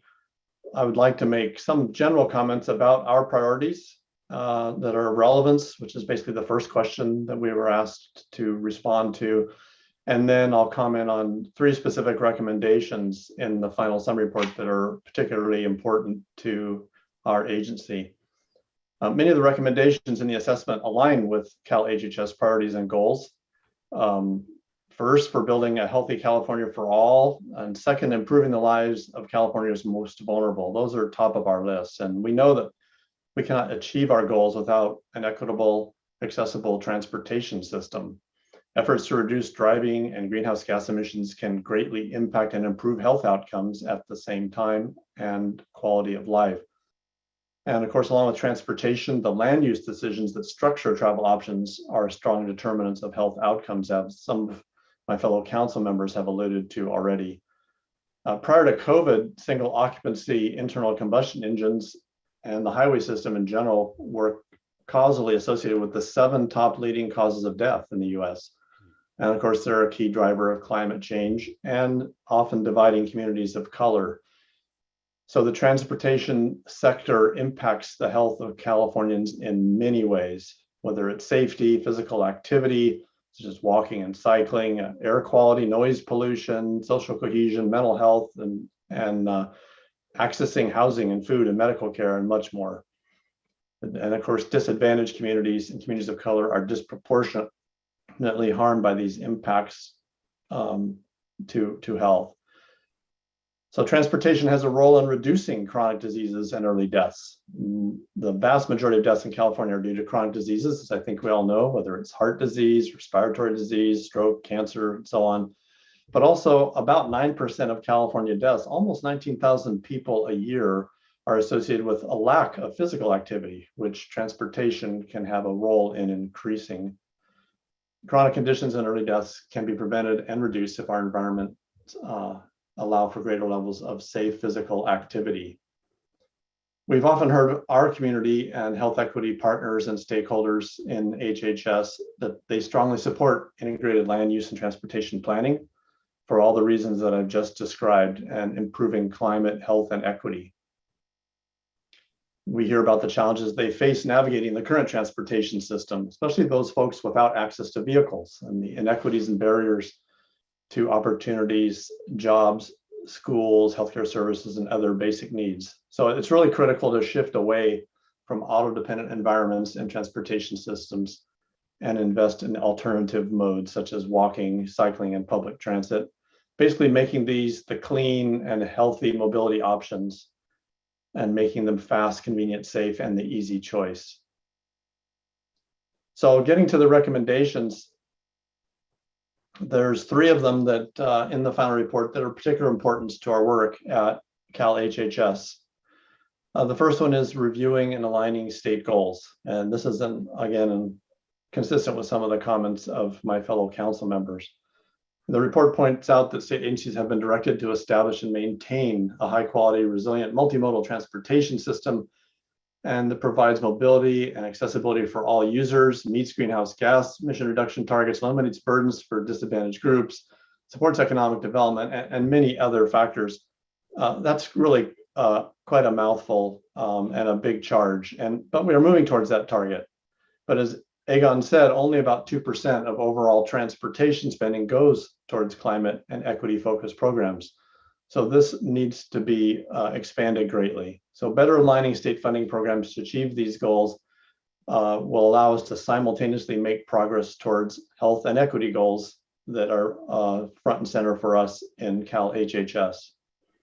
2 of the strategies from the papers we really want to highlight are integrating transportation, land use, and environmental planning and decision making, with particular attention to housing and economic development, and also focusing MPO plans on funding projects that reduce driving. So the next recommendation number 2, that is important to us is identifying current policies, programs, and projects that could conflict with priority goals and seek ways to resolve the conflicts and harmonize policies and actions. As the report notes, today, climate change has reached the point where without substantial intervention in the next 2 decades, severe damage will be unavoidable. In addition, past harms and continuing inequities in transportation and urban development practices are finally being recognized, which demands change. So it's necessary to focus expenditures on climate and equity to a greater extent than has happened to date. Many transportation agencies continue to pursue older projects that were proposed decades ago. And as Aegon described, maybe they need to be reevaluated. And before we understood all the health and climate impacts that we're facing now. For example, highway lane expansions actually induce travel, increasing BMT and emissions and air pollution, and impacting adjacent overburdened communities and their housing. A prioritization and deprioritization process for transportation investments currently in the pipeline could determine whether they still can be effective in delivering long-term benefits, whether we should have alternative approaches at lower economic, social, health, or environmental costs. This is very consistent with our approach to simultaneously try to reduce emissions that lead to climate change and health consequences, and also assure the strategies employed to reduce emissions improve healthy living conditions for people facing inequities. And then the third recommendation that will be an important one for us is to give the MPOs additional authority to accomplish the goals that California expects of them. So we recognize MPOs are often constrained and under-resourced in their ability to incentivize local jurisdictions to meet targets and other goals. And local jurisdictions face challenges and lack of incentives sometimes to provide affordable housing as well. Some communities enact local taxes for transportation, but the spending is not tied to our state climate, health, and equity goals. So they often end up increasing roadway capacity, exacerbating all the problems we've just talked about. So together, these challenges around transportation, housing, and land use create steep barriers for residents in each jurisdiction to access opportunities and have a lifestyle where the healthy choice is the easy and convenient choice. So there's a number of other examples. We'd be happy to assist with some of these recommendations and provide our input. There's different metrics that we can help to use to evaluate whether state matching funds or new funding, how it's applied and based on health and equity outcomes and various other areas we'd be pleased to help with. So we really look forward to some substantial intervention, help contribute to the significant effort and transformative change that's necessary to create multimodal transportation system that is equitable, accessible, timely, and convenient in order to achieve our health and equity and climate goals. And thanks again to all the team that put this together and let us know how we can help. Thanks, Mark, for those comments. And thank you also for your always pulling together and connecting the dots between health, land use planning, transportation, and equity.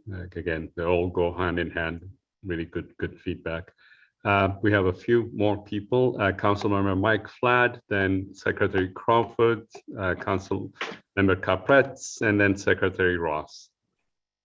Thank you very much. I also want to thank SGC staff. Thank you, Assemblymember Friedman, for the legislation that required this report. I think it's so important that we, we're supposed to learn the most from our failures, correct? And not that this is a failure, but even when you're falling short or you're underachieving, I think it's critical that we take the time to do exactly what we're doing, which is assess and see where we can adjust or pivot and take advantage of lessons learned to date and see where we can just do better. So thank you to the UC partners and all the work that was done to pull this report together. I loved it. I was really enthralled by the data that's in there. Special thanks to UCLA, go Bruins. But appreciate all the UC efforts that were put on this. I'll only add two separate areas. At varying levels, I agree with all of the recommendations and all the actionable items, and really appreciate the input from the council members thus far. With regard to aligning, I think most people know by now that I've spent my entire career working in local government. I think it is just absolutely critical that we continue to engage at the local level, even below the MPO level.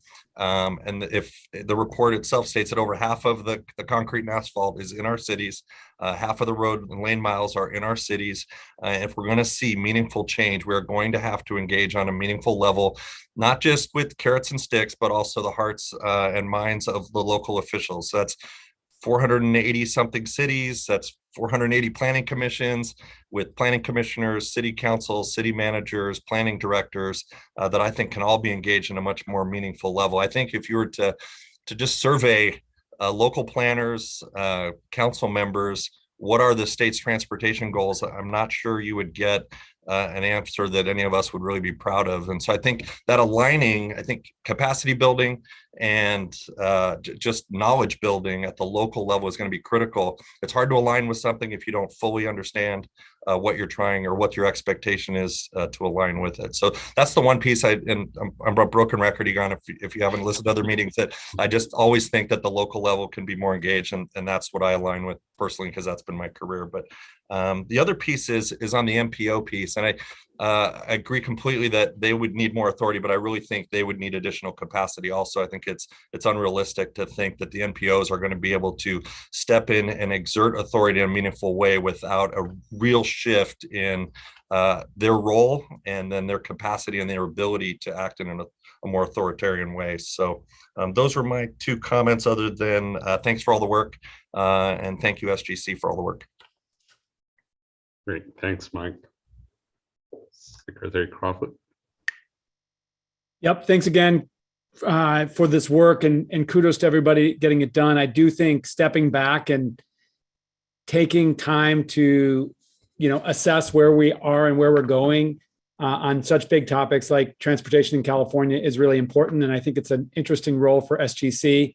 I'm really, really excited for Director Tokes Omashakin, who leads Caltrans right now, to ascend to the secretary role at CalSTA. I know we all miss David Kim. And at the same time, Tokes is a total leader on these issues, recruited by Governor Newsom from the state of Tennessee to come out here and drive on this. So working with Elisa. Be great to have him, be able to review this report and, obviously put his leadership stamp on how to continue to adaptively manage the state's transportation plan, given all that we continue to deal with. I'll make one connection that is not drawn so directly in the assessment, but it's important to us at the Natural Resources Agency. And that's the work we're doing with Tok Somashakhan and others, Elisa certainly, to ensure that our transportation infrastructure is not completely compartmentalized from our natural and working lands or our nature. Our legacy of transportation infrastructure in the state is it helped us grow to this 5th largest economy in the world, a state of 40 million people, but it hasn't worked well for nature and specifically for connectivity of the animals that rely on habitat in the state. And that's changing. We are working with Tokes and his team to build connectivity across transportation infrastructure, which is going to be really important to create the habitat needed to allow species to adjust to climate change and to create climate refugia. So really excited about ensuring that our transportation plan not only keeps in mind all the work we have to do on climate change in the built environment, but also reconnecting our natural environment and ensuring that people and nature thrive together amidst climate change. And specifically, we're doing some important work with Caltrans on advanced mitigation. So if we can help transportation projects mitigate their impacts efficiently for those projects to help deliver them more quickly, but that build into these regional advanced mitigation priorities that optimize the impact of transportation mitigation, we'll be able to go further and faster on the governor's goals around preserving biodiversity and conserving 30% of California. So really excited about the potential there. And I'll stop there. Yeah, thank you, Wade, as well. Always connecting the dots in that. And I think it's not only about connection to nature, but access to nature, that transportation plays a significant role in that, providing access and addresses a lot of those equity issues as well. Really good point. Councilmember Capretz and then Secretary Ross. Thank you, Chair. And thank you, like everybody has mentioned, to everybody who worked on this study and made it happen. And I love the shout out to the Assembly member who wrote the bill, because actually she is a true progressive champion on transportation issues on multiple levels, and really glad she's in the legislature.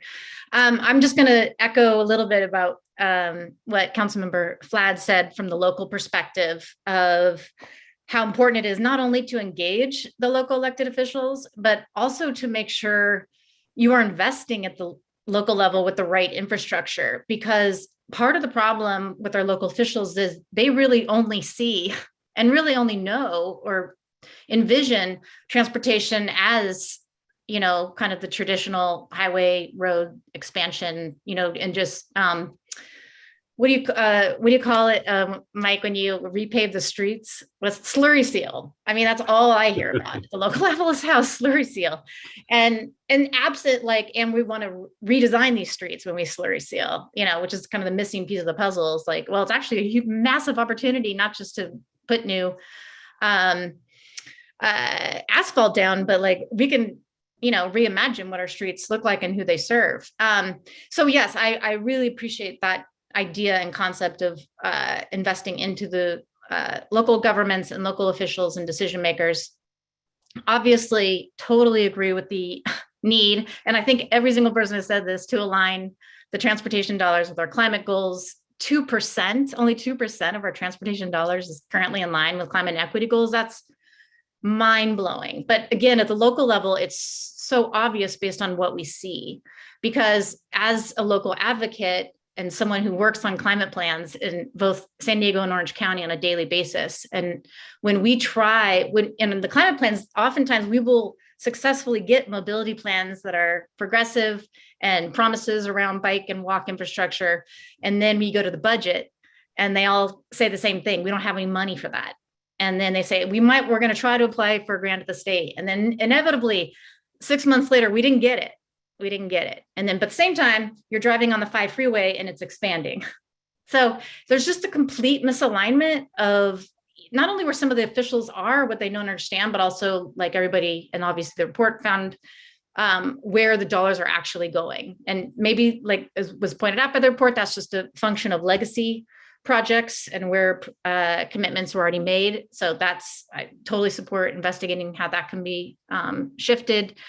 And then I know, I can't remember who it was, but mentioned the road use charge. And I think folks may know in San Diego, that actually became a lightning rod issue in the adoption of our regional transportation plan. And actually you had progressive electeds leading the charge to remove that from our regional transportation plan because no one was educated or understood it, and people were not prepared to embrace that. And I think that should be a red flag for state officials about where local governments are with that issue. And so we can talk about it at this table, but that is completely not, it's unrealistic and not supported by the local governments. And so there's a lot of disconnect there and better understanding, despite the equity issues and the benefits that could come. And, you know, the environmental organization supported it and we're there, but, you know, we're just one segment of the community and obviously not the decision makers. So I just think, again, the same idea, like if you want local officials to be ready for road use charge and again, transitioning where we spend our dollars, you have to sort of show them what that could look like. And again, that means investments like into some of these more bike walk transit friendly plans that they've maybe adopted but have no money to implement. So it's like chicken and egg kind of thing. Before they're going to embrace a road use charge, they have to be able to show the community like what a different transportation vision could look like on the ground. I think that's really important. And finally, totally agree with the idea that I think a few of us public council members have elevated about the MPOs. Would love to see that explored more deeply, and absolutely would love to give more authority to the MPOs. And I think, again, Councilmember Flad said it best, like, but authority probably is going to need to come with some money. I think they're going to feel the need to have some flexibility on not, you know, deciding where money goes and not just counting on, again, the state giving the grant to some of these projects. I think if they're going to be given more authority, they're going to need more like control the purse strings. That would be one area that I think could be explored as the authors move forward. But anyhow, thank you so much for all your work on this, to everybody on SGC and the study team, and look forward to next steps. Thanks, Nicole. A lot of great feedback, especially so that you have to show it on the ground to get, you know, support. So you have to make it happen on the ground, whether it's the alternative modes of transportation, but you have to make it at the local level and show what works and what doesn't work. Secretary Ross and then Secretary Ramirez. So I'll be very brief and just say kudos and thank you, reiterate much of what has already been said, but I want to bring up from a rural community, especially those that are driven by an agricultural economy. There's several things that I really want to make sure that we don't lose in all of this. And one is the role of farmland conservation and avoiding conversion where it's possible as a tool potentially in all of this, and thinking through how our SALC program fits with this and other farmland conservation programs fit with this. Especially at a time where we know we're going to have acres coming out of productive agriculture because of the implementation of the Sustainable Groundwater Management Act. And so those can't get divorced completely from one another. The other one that I keep thinking about is the need for capacity. And I'm just thinking the rural counties that are already under-resourced, and especially land use planning is extremely under-resourced. And wherever we can engage, especially local government, and then provide some resources to help build the capacity to make more strategic and sounder land use decisions tied to when they fund projects that then lead to more sprawl or whatever it might be. Which leads me to one of my biggest concerns, which we're talking about transportation, but when I look at goods movement, and I think it's because I've been stuck in this for 6 months because of what's happening at our ports, which backs up all the way into our warehousing that's tied to trucking and rail. How goods movement is handled in the most effective way possible with the capacity as we move towards the low carbon fuel standard, electrification, that transition, whatever it might be, we can't ignore where we're sending the rest of that goods movement chain and what that's doing to certain communities. And I just don't want us to lose sight of that, because that drives a lot of local decisions. Thank you. Thank you, Secretary Ross. So again, really useful comments. I think the ensuring the investments in transportation actually support safe movement of goods from farm to market is a critical element, and as well as sort of protecting not only farmland and natural and working lands as well. I think making those connections is very critical, and we have to look at it from that holistic view. Secretary Ramirez, and then do we have anyone else? Yeah, that's so far you're the last one. Okay, I will make this short and sweet. Thank you so much, Director and Chairman. I just want to first echo Secretary Crowfoot's comments regarding the tremendous leadership from Secretary Kim in laying a strong foundation, and also, of course, congratulations to Director Tokes Omashakan, who's been appointed by the governor to serve as the secretary. Look forward to working with him and all of you on this. I too commend, of course, UC ITS for this very robust and thoughtful set of recommendations. And I really appreciate SGC, the SGC staff for helping to compress or create these 5 topic areas to drive our thinking and really focus us on how we are coordinating across systems and how our policies, basically how they align and how our investments are carried out, particularly as they connect to our transit policies and investments. There's just a couple of themes that I'd like to highlight. And the first is on this point about balancing transportation needs in an equitable manner now and into the future. As was mentioned both by Agon and also by Director Osefa, and of course in the report, the current structure in terms of transportation funding takes a very long time. So these projects are in the queue for a very long time. And I completely agree that projects should be reevaluated to assess how they're aligning with our current state priorities. Specifically, of course, as we all know, in the housing space, much has changed in the last 2 years. There have been historic housing investments to the tune of, of course, in 2021 with the governor's California comeback plan, there was $10 billion in housing funds to preserve and expand housing affordability, $12 billion in the space of homelessness, which is also leading to expanding the Home Key initiative, the Home Key program. We have nearly 8,000 units that are coming online under Home Key. And so I think when we think about transit investments, I think it's important to really assess and take a look at the proximity of these housing investments to the transit investments, and are there opportunities to be able to reprioritize to ensure that residents that are moving into these, for instance, as an example, right, Home Key sites have adequate access to transportation. Second, we also need to ensure that we're making equitable transportation improvements and that we're continuing to be responsive to community needs. We all know that there's been a history of transportation dividing and displacing families. So I think it's really important when we talk about equity and inclusion, that we figure out ways to ensure that transportation improvements don't further divide communities or displace families.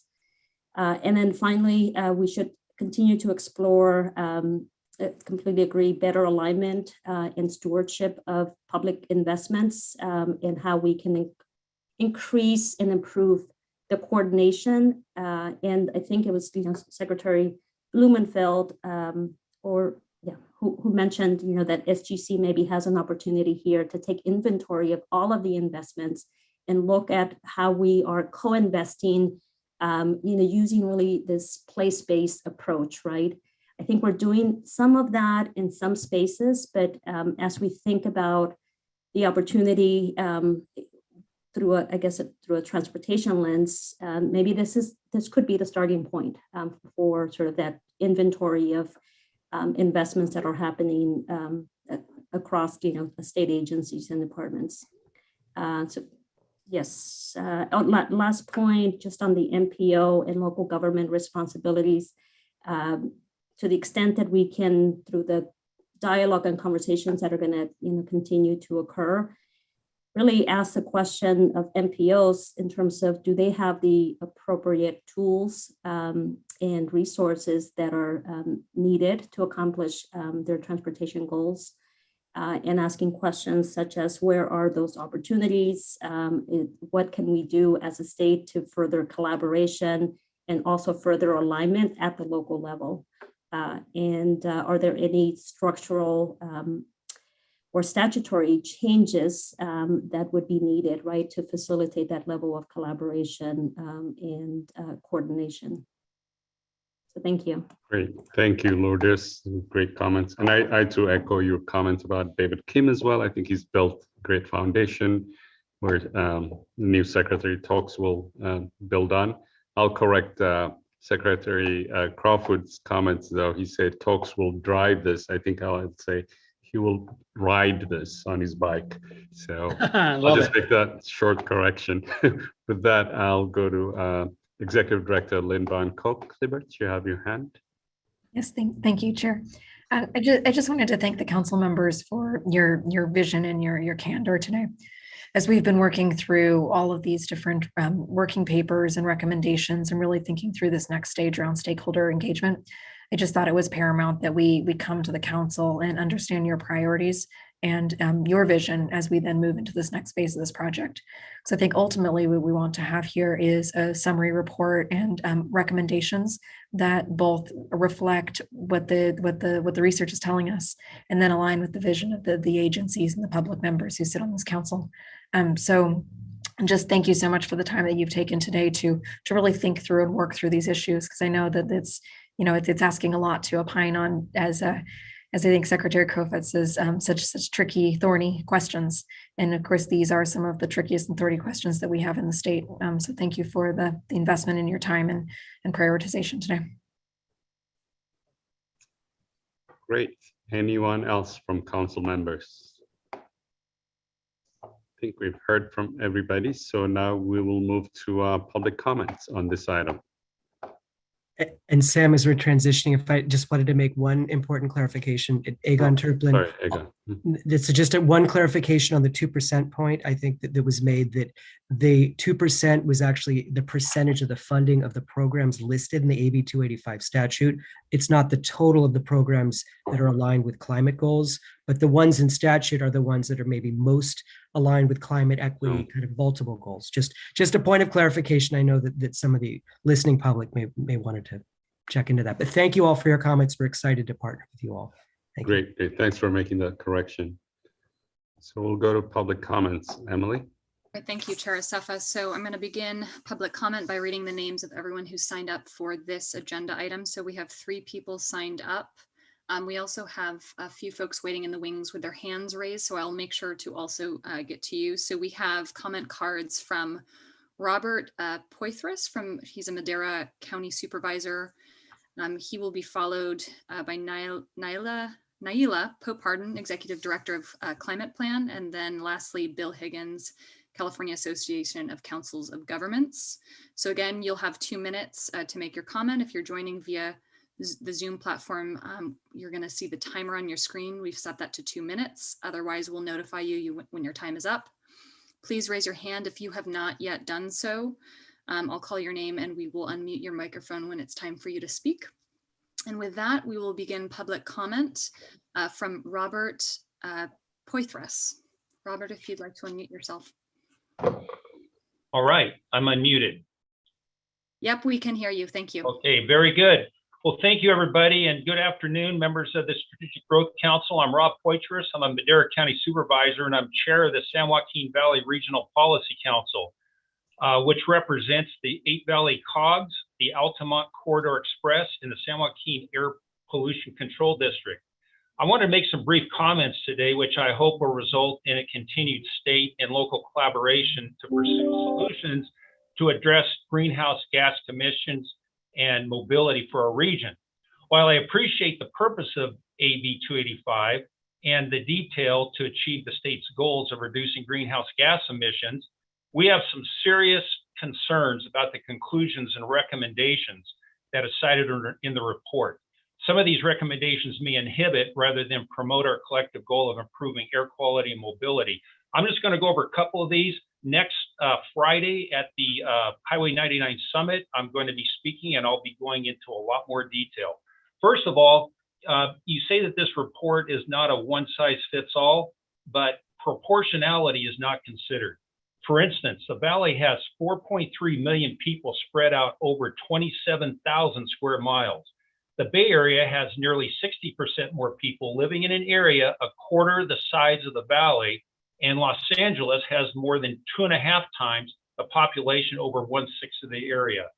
Second of all, the report states that too much money has been spent on widening, but the Valley has been left behind over the decades and still experience hazardous pinch points. For instance, we have many roads, the original roads that were built in 1958, the 4 lanes are still there at 4 lanes with a population of 16,000. So for that reason, we're requesting a meeting with Executive Director Von Koch-Liebert and appropriate staff to discuss our deep concerns in much more detail, because I know you promote transparency.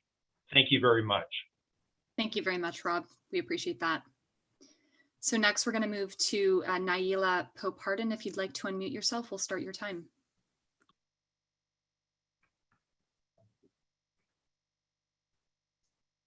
All right, can you hear me?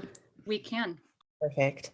Thank you to the council, to the UC teams, and all the staff that worked together to put this report together. I also want to thank a lot of the comments that were made today by council members that talked about the opportunity and urgency in implementing some of the recommendations and getting this report moving forward. I am Naila Popardin, the Executive Director of Climate Plan. We are a statewide org that at the heart of it, since our mission, since our founding, has been about aligning state transportation funding with our climate goals. So this report is our jam. I had something else prepared, but so many of the comments were aligned. And so I'm going to go a little bit off canter. And if you know me at all, you know that I love an analogy. When I talk about the findings in the AB 285 report, one of the things that I correlated to when I'm talking to people who have no idea what it's about is that I related to a diet. We have great plans. The CTP is this wonderful visionary document. CapTI is one of the most progressive, as has been said, one of the most progressive documents for transportation infrastructure planning in the state, in the country. But the plans aren't enough. The same way that I every year think that I'm going to go on a diet and I make these amazing plans, it sometimes winds up that I'm always at the drive-thru, that I have all these legacy projects, legacy food in my cabinet that I continue to eat off of. I have multiple people who live in my home, the same way we have MPOs and local governments that also weigh in on our transportation decision makings. And in the same way that with the diet, you need those outside trainers and folks to come in, that's exactly how I see this stakeholder engagement process. And it's something that Climate Plan and a lot of our members are more than willing to engage in, are really looking forward to helping strengthening and holding all of the agencies accountable to making sure that our climate goals and our spending are aligned. Thank you. Thank you very much, Naila. So lastly, we'll move to Bill Higgins from CalCog. Bill, if you would like to, I'm actually looking for your name. Oh, there you are. If you'd like to unmute yourself, we'll go ahead and start your time. Good afternoon. This is Bill Higgins with CalCog, and we happen to represent all 18 MPOs in the state. 2 minutes is not enough time, and I would encourage you at the outset, as part of your process, given how many times the acronym MPO was mentioned, that you schedule a time to meet with the MPOs and to figure this out and to have a conversation, because they are different and they have different needs. And that, I would say, is fundamental to your process. The second thing that I think is fundamental to your process is in recommendation number 2, there's the idea that you should do a fiscal constraint analysis of the CTP 2050. I think that that is a necessary first step. To give you background, all 18 MPO plans are fiscally constrained, which means we cannot do more policy than we have money for. The CTP 2050 there's not enough money to do all the policies in that plan. So just reprioritizing your existing programs is not going to be enough. For example, one of the issues or one of the proposals in that plan is to increase pricing by 50% of vehicle operating costs in the major metropolitan areas. In today's dollars, that's equal to about a $2.35 gas tax increase. And that's a difficult thing. We need to think about how we're going to do that. As Mr. Vlad said, we need to do community education about that. I agree with Mr. Blumenfeld that we need to look at these issues straight on, but it needs to be central to this process. So we need education. And final word about MPO sources, a lot of this has been top down. What can we do with local government? But frankly, some of your state policies, like, for example, a gas tax holiday, make achieving our policies more difficult as well. So it is also a harder look at state policy. And I'm happy to answer any questions. Thank you very much, Bill. We appreciate that. So I'm doing a double check here. I don't see any additional hands in the wings, and it doesn't look like we have any. Yeah, we don't have any on public comment in the Excel spreadsheet. So I will pass it back off to you, Chair Sefa. Actually, sorry, one note I want to make here. Lois is prompting me with a screen. I just want to note, so comments can be submitted to transportation@sgc.ca.gov. So we would more than encourage additional thoughts, feedback, ideas to this email address as we continue to refine and engage in stakeholder engagement over the next several months. And with that, we'll pass it back to Chair Sefa. Great, thanks, Emily. Again, thank you, council members. A lot of great feedback. The high-level things that I heard, empowering local governments, empowering the local MPOs, both authority and capacity, aligning funding, state funding, aligning state policies, climate mitigation, and nature, and the role of transportation in addressing those issues. Capacity building, but sort of at the high level, I think we are very much in an alignment. I think most of you repeated more or less the same issues, and it's really a great roadmap for SGC staff and for us to sort of engage over the coming months and years in terms of how we address this. But it is, as Mark noted, I think learning from our mistakes are important as well. We learn better from that, but I think this gives us a great roadmap. So now we'll go to the next item. So this is a final item. This is taking public comments for matters not on the agenda. Unfortunately, this is not a forum for dialogue with the council members. Questions posed by the public during this item cannot be substantively addressed or discussed at this meeting. Any required follow-up can be directed to SGC Executive Director Lynn Van Kook-Libert for follow-up answers and connections to relevant staff. So with that, Emily, would you facilitate any public comments? Yes, I absolutely can. So it looks like we have one public commenter for this agenda item. That's Allison Hilliard. So we also, I just want to note, have written comment that was submitted to us, and we will put that in the record for reference. So with that, Allison, if you would like to go ahead and unmute yourself, I see you there. We will begin your 2 minutes.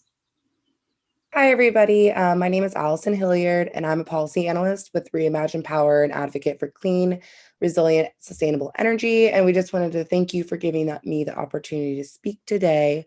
I'm also speaking on behalf of the Microgrid Resources Coalition, and both the Microgrid Resources Coalition and Reimagine Power would like to voice our support for the inclusion of microgrids in this program. And we are a resource for you guys in further consideration for additional policies and programs for resilience moving forward. Thank you. That's all. Thank you very much, Allison. So I'm doing a double check here. I don't see any additional public comment. So with that, I will pass it back to you, Chair Asafa. Great. Well, thank you all. Now that brings us to the meeting adjournment, and I will thank SGC staff. Great work. Council members, again, incredible feedback and conversation, and look forward to having more of those, and the public for joining us and commenting and giving us feedback as well. So with that, we are adjourned.